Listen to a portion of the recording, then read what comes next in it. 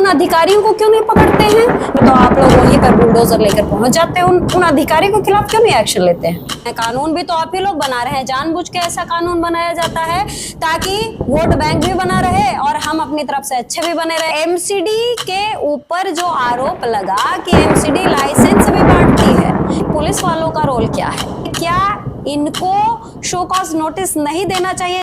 Show cause notice नहीं देना चाहिए? नमस्कार, स्वागत है आप सभी का बचाते रहो भारत न्यूज में। अभी एमसीडी को जिस तरीके से हम देख रहे हैं कि काफी एनक्रोचमेंट ड्राइव चला रही है, जो इंक्रोचमेंट्स हो रहे हैं सड़क के किनारे या फिर जो अवैध बसावट है उसको खत्म करने की कोशिश की जा रही है। अब हम सवाल पूछेंगे एमसीडी के उस नेता से जिसने एमसीडी में काफी समय से अपना कार्य किया है और अभी भी कर रहे हैं। क्यों हो रहा है? क्योंकि इसको इस तरीके से भी देखा जा रहा है कि गरीबों के पेट पर लात मारने का प्रयास कर रही है भारतीय जनता पार्टी जब दिल्ली की सरकार में सत्ता में आई है। तो चलिए हम बातचीत की शुरुआत करते हैं। थोड़े तीखे सवाल होंगे जो हम आपके सामने रखेंगे। तो इस बातचीत की हम शुरुआत करें उससे पहले मैं चाहूंगी कि जितने भी दिल्ली वाले लोग हमसे जुड़े हैं वो प्लीज चैनल को एक बार सब्सक्राइब जरूर करें अगर नहीं किया है। फेसबुक से देख रहे हैं तो फॉलो भी कर लें और लाइक भी कर लें और साथ ही साथ अपने कमेंट भी हमें भेजते रहें ताकि अगला सवाल भी हम आपका नेताओं के सामने रख सके। तो आइए स्वागत करते हैं। मेरे साथ संदीप कपूर हैं जो एमसीडी के स्टैंडिंग कमेटी चेयरमैन भी रह चुके हैं। सबसे तीखा सवाल मेरा है कि जिस तरीके से आप लोग एनक्रोचमेंट ड्राइव चला रहे हैं, आप उन अधिकारियों को क्यों नहीं पकड़ते हैं? जो अधिकारी पहले तो इनको बिठाते हैं कि आप एनक्रोचमेंट करिए, इलीगल अवैध अपना आप कारोबार चलाइए, कोई मटकी बेच रहा है, कोई चाय की टिपरी चला रहा है, उनको उनकी तरफ से अप्रूवल मिलता है। उसके बाद जब कुछ बात बढ़ती है एनक्रोचमेंट को लेकर तो आप लोग वहीं पर बुलडोजर लेकर पहुंच जाते हैं, उन अधिकारी के खिलाफ क्यों नहीं एक्शन लेते हैं? देखिए, ये जो एनक्रोचमेंट हटाने का काम है ये तो वर्षों से चलता आ रहा है, लेकिन ये काम ऐसे किया जा रहा था कि जिसमें दिखावा ज़्यादा था और ज़मीन पर एक्शन कम था। इसमें दो चार चीज़ें ऐसी थी जैसे अधिकारियों की कमी है। मैं आज भी अगर अपने शाहदरा साउथ जोन की बात करूं, आज हमारे पास 26 वार्ड है, लेकिन हमारे पास 6 लाइसेंस इंस्पेक्टर हैं जिनका काम है इन वार्डों से इंक्रोचमेंट को हटाना। इसके अलावा जो पीछे टीम दी जाती है उसमें भी बहुत कमी है। अब 2 ट्रक हैं पूरे जोन के अंदर जिनका महीने में 1 या 2 बार आते हैं, तो जो इंक्रोचमेंट करते हैं उन्हें पता था भैया 1-2 बार आएंगे, ये इंक्रोचमेंट हटाएंगे या रेडी ले जाएंगे। और जो नियम है, जो लॉ है, वो भी इतना कम है कि रेडी आपने उठाई तो आपको अगले दिन वो रेडी छोड़नी पड़ेगी, जो भी छोटा मोटा जुर्माना है। तो लेकिन इससे नुकसान जो आम पब्लिक का बहुत ज्यादा हो रहा था, क्योंकि अगर सड़क पे गरीबों को रोजगार के नाम पे सड़क के बीच में अगर कोई रेडी लगा के बैठा है, आप सोचिए जो वाहन उस एनक्रोचमेंट की वजह से रुकेंगे उसमें लाखों रुपए का पेट्रोल, डीजल, प्रदूषण और जो समय की जो बर्बादी है वो बहुत ज्यादा है। तो अब जब सत्ता परिवर्तन हुआ दिल्ली में, मुख्यमंत्री का खुद फोकस हुआ कि दिल्ली की सड़कों पे चलना मुश्किल हो गया। हम जो है सड़कों पे इतनी एनक्रोचमेंट हो गई है कि सड़कें आधी रह गई। तो लगातार इस पे प्रयास जारी है, फोकस भी आया। अब हर पार्षद अपने वार्ड के अंदर लोकल टीम के साथ मिलके जो सड़कों को घेर कर, फुटपाथ को घेर कर सड़कों को छोटा करके बैठे, उन सभी ऐसे कब्जाधारियों पे ही एक्शन हो रहा है इसमें। लेकिन जो स्वनिधि लोन से जिन्होंने रेडी पटरी चला रहे हैं उनसे निवेदन है कि वो सड़कों को ना रोके, आप अपना बिजनेस कीजिए, क्योंकि कोई भी निगम का जो कानून है वो एक जगह पर खड़े होकर घेर कर रेडी लगाने के लिए नहीं प्रेरित करता। उसमें क्लियर मेंशन है, जिनको स्वनिधि लोन भी दिया, कि आप घूमते रहिए और ज्यादा लोगों तक अप्रोच कीजिए और अपना व्यापार कीजिए, क्योंकि व्यापार करके अपने बच्चों का पेट पालना, परिवार को पालना, ये भी जरूरी है। लेकिन जो लोग सड़कों को रोककर लोगों को बाधित कर रहे हैं, ट्रैफिक को बाधित कर रहे हैं, आम जनता के हित में उन सभी लोगों पर एक्शन लिया जाएगा तो वो सुधर जाए। संदीप जी, अभी आपने खुद कहा कि कानून इतना कमजोर है, हम लोग एक्शन लेते हैं, अगले कुछ दिन के बाद वो रेडिया वापस आ जाती है, तो कानून बनाता कौन है? कानून भी तो आप ही लोग बना रहे हैं। जानबूझ के ऐसा कानून बनाया जाता है ताकि वोट बैंक भी बना रहे और हम अपनी तरफ से अच्छे भी बने रहे कि हमने देखो जी एनक्रोचमेंट हटाया। आपकी बात ठीक है। मैं पिछले 8-10 साल में जब से केजरीवाल जी का शासन रहा, हमने देखा कि दिल्ली के अंदर झुग्गियों और सड़कों पे कब्जे बेतहाशा बढ़े, क्योंकि इन्होंने वोट बैंक क्रिएट करने के चक्कर में दिल्ली की जो जनता है उसको जो है बहुत दुखी किया। और ये समस्या पिछले 8-10 साल में इसने विकराल रूप ले लिया। रेहड़ी पटरी होती थी, लेकिन विकराल रूप पिछले 8-10 साल में हुआ। अब जो है इसका पीक है। जगह जगह आप जाओगे, पहले शनि बाजार लगता था, मैं खुद दिल्ली का ही नागरिक हूँ, हमारे यहाँ शनि बाजार लगता था, जो सड़कें चिन्हित थी वहां दुकानदार आते थे, व्यवस्थित रूप से अपना बाजार लगता था, वो चले जाते थे। लेकिन हमने देखा कि पिछले 2-3 साल से सैकड़ों रेहड़ियां उन बाजारों के आसपास आ जाती हैं, जो कि किसी कानून के दायरे में नहीं आती, सुनते नहीं है।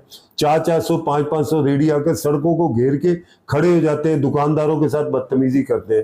तो लॉ एंड ऑर्डर की सिचुएशन क्रिएट हो गई। इसलिए सभी एजेंसियों का इस अवैध कब्जाधारियों पे अगर एक्शन होगा तभी दिल्ली को मिलेगा। और खासकर मैं कहना चाहता हूं कि निगम को तो हमने चुस्त कर दिया, लगातार हम प्रयास कर रहे हैं ऐसे लोगों पर जो सड़कों को घेर कर खड़े, उनको हटाया जा रहा है। लेकिन इसके साथ साथ पुलिस का सहयोग बहुत जरूरी है। और हमने ये लगातार जो हम पुलिस के अधिकारियों के साथ मीटिंग कर रहे हैं, जहां से हम एनक्रोचमेंट हटाते हैं वहां की बाद में फोटो खींची जाती है, उस फोटो को लगा के उस एरिया को चिन्हित करके लोकल डीसीपी को उसकी इंफॉर्मेशन दी जाती है कि अब ये यहाँ से एनक्रोचमेंट हट गया, अब दिल्ली पुलिस जो है यहाँ इस पूरे बाजार को व्यवस्थित करे। इसमें कमी है, धीरे धीरे इसमें प्रयास करके इस कमी को भी दूर किया जाएगा। लेकिन जब तक सभी एजेंसियां इस मामले पे चुस्त नहीं होंगी, दिल्ली की जनता को राहत जो है मिलना मुश्किल है। अब जिस तरीके से एंटी एनक्रोचमेंट ड्राइव चल रहा है, उसमें हम सबसे बड़ा सवाल ये करना चाहेंगे कि पुलिस वालों का रोल क्या है। पुलिस वालों के ऊपर लगातार ये आरोप लगते हैं कि ये जितनी भी अवैध ये जो कारोबार चलता है, छोटे छोटे दुकानें चल रही हैं, जो सड़कें पब्लिक के चलने के लिए है, वहां पर ये दुकानें चलती हैं और इसका जो पूरा श्रेय है वो पुलिस वालों पर जाता है, एमसीडी वालों पर जाता है। तो भाई एमसीडी के ऊपर जो आरोप लगा कि एमसीडी लाइसेंस भी बांटती है, ऐसे ऐसे छोटे छोटे दुकानों को लगाने के लिए लाइसेंस भी बांटती है, पुलिस वाले 1000 रुपए लेके जाते हैं, तो ये सारा जो फर्जीवाड़ा चल रहा है उसमें बार बार वही सवाल कि ऐसे लोगों को क्या आप लोग चिन्हित कर रहे हैं? क्या ऐसे अधिकारियों की जवाबदेही नहीं है? क्या इनको शो कॉज नोटिस नहीं देना चाहिए? जिन जिन इलाकों से जो हटाए गए एनक्रोचमेंट्स एंड जो अवैध कब्जे थे उनको हटाया गया और उन लोगों ने यही आरोप लगाया कि ये सारा इसलिए चल पा रहा था क्योंकि पुलिस वालों को हमने पैसे दिए, एमसीडी वालों को हमने पैसे दिए, तो करिए ना चिन्हित, क्योंकि सब अधिकारियों का तो इलाका बटा हुआ है ना संदीप जी। देखिए, ये एक धीरे धीरे प्रक्रिया ऐसी बन गई कि इसमें सड़कों पे कब्जे अब बहुत बढ़ गए हैं। इसका एक ही सलूशन है, वेंडर एक्ट को दिल्ली के अंदर लागू करना। मोदी सरकार इस एक्ट को लेकर आई थी कम से कम 8-10 साल पहले, और इस एक्ट के अंदर बड़ा क्लियर था कि जो पुराने वेंडर्स बैठे हुए हैं या रेडी पटरी लगा रहे हैं उनको चिन्हित करना, उनके बारे में पूरी नॉलेज लेना, वो कहाँ से आए, कैसे हैं, उनके आधार कार्ड, उनके वोटर कार्ड, किस स्थान पर रहते हैं और कहाँ वो काम करें, इनको चिन्हित करना।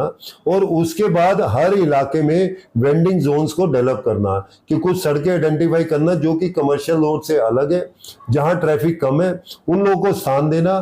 फिर उन सभी वेंडर्स को ट्रेनिंग देना कि कैसे आप जो है वो यूपीआई को यूज करके इलेक्ट्रॉनिकली पेमेंट ले सकते हैं, कैसे आप अपने आसपास जो है स्वच्छता मेंटेन कर सकते हैं, कैसे आपको खाने को सर्व करना है, कैसे उसको स्टोर करना है, कैसे लोगों को हाइजीनिक अच्छा खाना मिल सके, इसकी ट्रेनिंग का भी इंतजाम किया। लेकिन दुर्भाग्य है कि दिल्ली के अंदर वेंडिंग एक्ट तो पास हो गया, लेकिन जो वेंडिंग कमेटियां थी वो पूरी तरीके से बन नहीं पाई। अब हमने उस प्रक्रिया को स्टार्ट कर दिया है। अब जो वेंडिंग कमेटी है उन पुराने जो रेडी पटरी वालों को आइडेंटिफाई किया जा रहा है, उनको कंप्यूटराइज करके चिन्हित किया जा रहा है। और आने वाले समय में आप देखेंगे कि बड़े व्यवस्थित बाजार दिल्ली के अंदर लगेंगे, और जो सड़कों को घेर कर सिर्फ एक रेडी उठाई, एक कब्जाधारी है, बहुत सारे लोगों ने 8-8, 10-10, 15-15 रेडी बनाकर एक इसको व्यापार और धंधा कर लिया है। तो इन सब को जो है इस पे लगाम लगाई जाएगी, और दिल्ली को व्यवस्थित शहर बनाने की तरफ हमारे कदम बढ़ चुके हैं। वेंडिंग जो एक्ट के हिसाब से जो काम है वो हमने शुरू कर दिया। पुलिस का रोल बड़ा इंपॉर्टेंट है। मैं दोबारा कह रहा हूं कि पुलिस का पुलिसिंग के अंदर, लॉ एंड ऑर्डर के अंदर रोल इंपॉर्टेंट है। ऐसे बहुत सारे लोग हमने देखे, मैंने खुद अभी इलाके के अंदर आई कार्ड चेक किए, बहुत सारे वेंडर्स के पास आई कार्ड नहीं है, आई कार्ड है तो पता नहीं कहां के क्षेत्रों के आई कार्ड है। तो ऐसे में लॉ एंड ऑर्डर सिचुएशन खराब हो सकती है। तो पुलिस का इसमें बड़ा इंपॉर्टेंट रोल है कि उन सभी वेंडर्स को, उन सभी लोगों को जो सड़कों पे कब्जा करके और अपना व्यापार कर रहे हैं, उनको आइडेंटिफाई करना, उन्हें चिन्हित करना, उनमें आइडेंटिफाई करना कि कोई गलत एलिमेंट, चोर तो नहीं है, कहीं वो रेकी करके कहीं वारदात करने के उसमें तो नहीं है। इसलिए पुलिस का रोल बड़ा इंपॉर्टेंट है। और मुझे लगता है जब हम निगम के लोग जब एंक्रोचमेंट हटा देते हैं, एक लेटर डीसीपी को हम देते हैं, तो उस पे अगर सीरियसली काम होगा और पुलिस अपनी पुलिसिंग को और चुस्त करके ऐसे लोगों को आइडेंटिफाई करेगी, तो सड़कों से एनक्रोचमेंट हटाने में भी बहुत मदद मिलेगी। तो क्या आप इस बात को दावे से कह सकते हैं कि जैसे ही ये वेंडिंग एक्ट के जरिए जब दुकानदारी शुरू होगी, उस वक्त पुलिस वालों की अवैध उगाही बंद हो जाएगी, और साथ ही जो निगम के अधिकारियों के ऊपर जो आरोप लगते हैं कि ये भी अवैध उगाही करते हैं, ये सब बंद हो जाएगा? देखिए, जब रेडी पटरी वाले को एक आइडेंटिफिकेशन कोड मिल जाएगा, जब उसको अपना स्थान मिल जाएगा, जब उसको ट्रेनिंग मिल जाएगी और सबको पता होगा कि ये जो है सरकारी व्यवस्था के तहत ही खड़े हैं, तो फिर तो ऐसी उगाही का कोई मतलब ही नहीं है। तो हमें उस व्यवस्था को चुस्त करना है, ठीक करना है, जिसमें कि इनका शोषण जो है वो बंद हो और ये मुक्त अपने परिवार को अच्छे से पाल सके और बिना किसी दबाव के। तो जब व्यवस्था ठीक होगी तो जो अवैध उगाही, अवैध कब्जे हैं, ये अपने आप ही हट जाएंगे। तो हम व्यवस्था को सुधारने की तरफ भी लगे हुए हैं, और जो लोग सड़कों के ऊपर कब्जा कर रहे हैं उसको भी ठीक करने में लगे हुए हैं।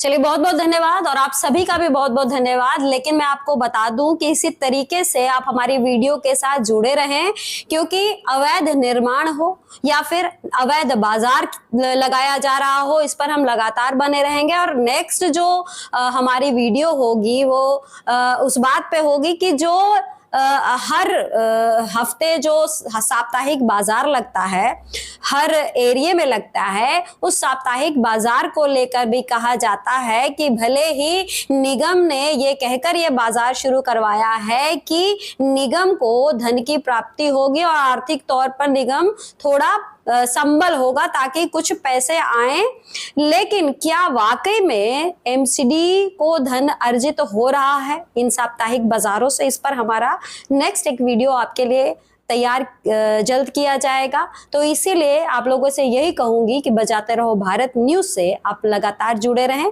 धन्यवाद, नमस्कार।